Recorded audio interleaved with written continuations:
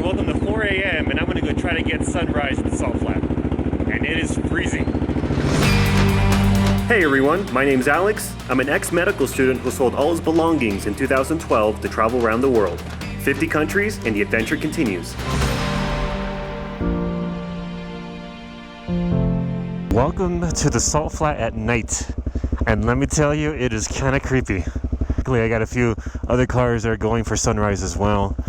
Now, what's really weird is that it's so disorientating because I can't really tell my balance on this water because there's wind, so I have no point of visual reference. I gotta go by my body's inner balance. So it was really hard getting in here. I almost did not make it past that little deep end at the very beginning, which is really scary here at 4 in the morning. Little bit of light starting to peek out.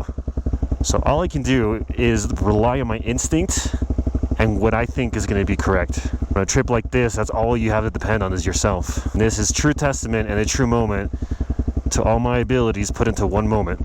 So this experience is pretty interesting. It feels like I'm driving into the ocean. Literally just driving into it. And I've never had that before. It is quite unique. Right now there's a lot of light because of the camera, but it's actually pretty dark. This camera does a great job. And man, I'm looking at the screen and the camera's making it look so much better than it is. Alright, gonna keep driving that way so I can get that perfect mirror effect. Alright, so as you can tell, the weather got absolutely horrible. Just rain as far as you can see. So my beautiful sunrise is now ruined. Everybody's coming this way to seek refuge at the Salt Hotel, which is where I'm currently at. As you can see, it's an entire building made of salt.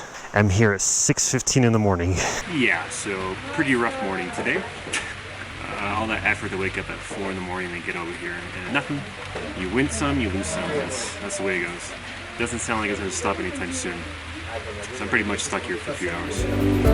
Ah, look at the view. Awesome. Everybody's now out of the Salt Hotel. Ah, nice. Look at this. Driving into the sky. Those birds over there are actually flamingos. Yeah. That's crazy, huh? Flamingos on the salt flat. And yeah, I dedicated 3 to 4 days just to be on the salt flat because I knew how amazing it was going to be. I mean, just look at this. There's a trick. The trick is that when you start walking, you start creating these ripple effects as you're walking. So if you want those really great pictures, you actually have to stand still for a while and let the water settle. So best time of day for the salt flat, in my opinion, is midday. The reason is because in the morning, there's a lot of clouds, it's a rainy season, it's not very photogenic. Sometimes you get a great sunrise, sometimes you get a great sunset. A lot of the times you do not. It is always raining here. The hours of 11 to 3 p.m. to me have been the best. Now, if you're lucky, you'll get a nice sunset. The problem with that is that towards the end of the day, the wind starts coming in. So you're gonna get a lot of ripples in the water, so you're not gonna get that perfect mirror effect. Now, if you're in the middle of the salt flat like I am today, you will most likely get that perfectly calm, still water, even early morning, late afternoon. Also, you need to know that no matter what, you are going to get salty. So I would bring shorts, I would bring pants. In my case, I got these rubber boots in a uni for very cheap. So you're gonna get salty no matter what. Man, I gotta keep coming back to the Salt Hotel because it keeps raining on me like massively. There's a huge storm coming in. It never ends. And here at the Salt Hotel, we have a lot more people. It's now like 7:30 a.m. and like everybody's here. Look at that. Sun has come out. The people are on the loose. It's gonna be a good day.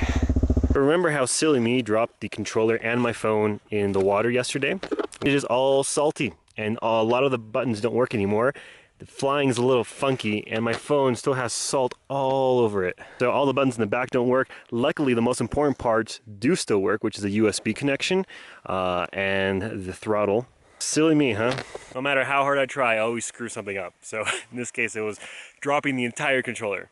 And if you saw from my footage from yesterday, what actually happened was I was driving and the controller fell and I had the harness on my neck and the actual metal piece broke.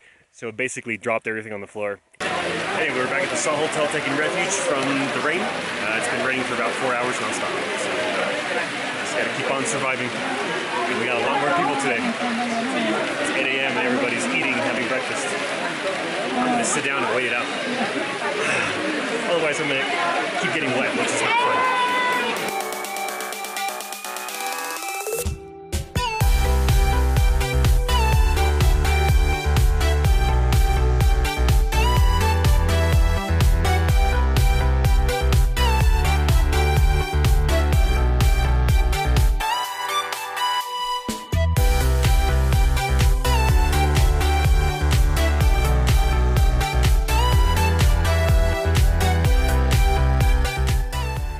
Alright, so I did a little quick bike wash after that nice little tour through the salt flat yet again. And if you don't do that, it just is not good for the bike. I actually found Gina. Now, unfortunately, I did not tell you that Gina did not make it to the salt flat with her bike the other day. So sorry about that. But she actually did a tour and it was much smarter for her to do because the water level today was really, really high. So good job, Gina, being smart. A Spaniard over there who's also washing his bike as well at this very awesome wash station here in Uyuni. Gina was actually on her way out and she found me on the road. She's like, hey, I saw you. So I stopped over. I'm like, all right. She's on her way north, I'm on my way south. And it's really great to be able to bump into somebody who's doing something as similar as I am. This is Humberto. And Humberto had a little adventure today of going through the mud. And he actually had to take off the front fender and now he's putting it back on. Humberto, ¿de dónde eres? Soy de España, de Madrid. He pasado un día un poquito dificultoso con el barro. I did that 6 years ago, so I feel his pain. I'm trying to convince him to do the route of the lakes with me because he doesn't want to. He said, I'm just gonna go to Chile. Like, you cannot miss this route because, in my opinion, from around the world, it's one of the top 5 routes in this world is the Bolivian Altiplano. There's a red lake, there's a blue lake, there's flamingos, there's a rock that looks like it's gonna fall. There are so many amazing things, so hopefully I can convince him to do it because it is a not miss kind of destination here. Estaría más cerca de hacerlo, pero siendo el 10, lo mismo voy a regresar a Chile. Oh man, that's funny. I'll put subtitles for that one.